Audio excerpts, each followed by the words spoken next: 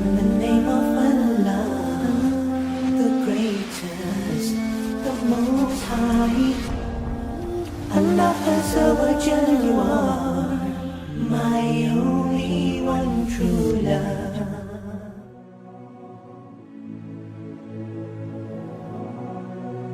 There was a young man who came to the Prophet ﷺ complaining to the Messenger ﷺ. He said to him, Ya Rasulullah, my father takes my money. He always asks me for money. Rasul ﷺ said, well, call your father. He went to call his father. Jibreel alayhi salam came to the Prophet ﷺ in that time. And he said to him, Rasulullah, when the father comes to you, ask him, what were you saying in secret on your way here?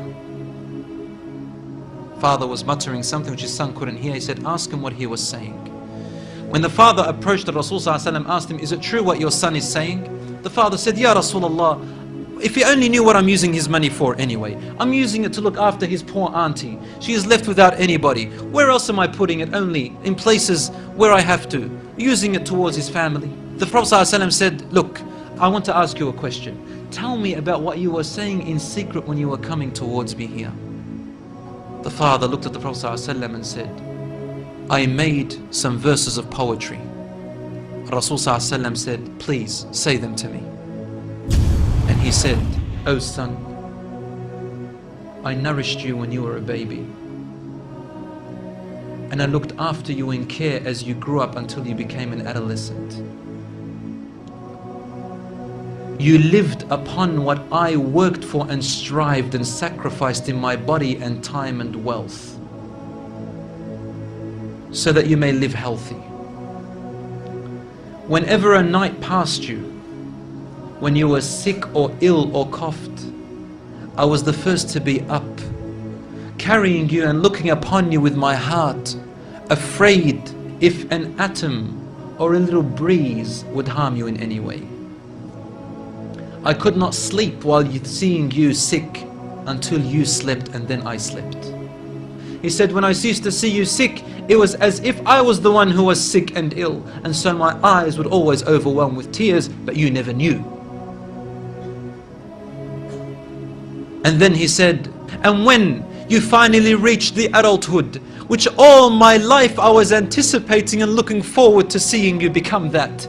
I mean, this is all he's doing, right? He's raising him, waiting for the day he's going to get married, the day when he will get his qualifications and finish, the day when he will get his skill, the day when he can stand on his feet, the day when he will rejoice, until you reach the day when I have all my life anticipated in my heart to see you reach and rejoice.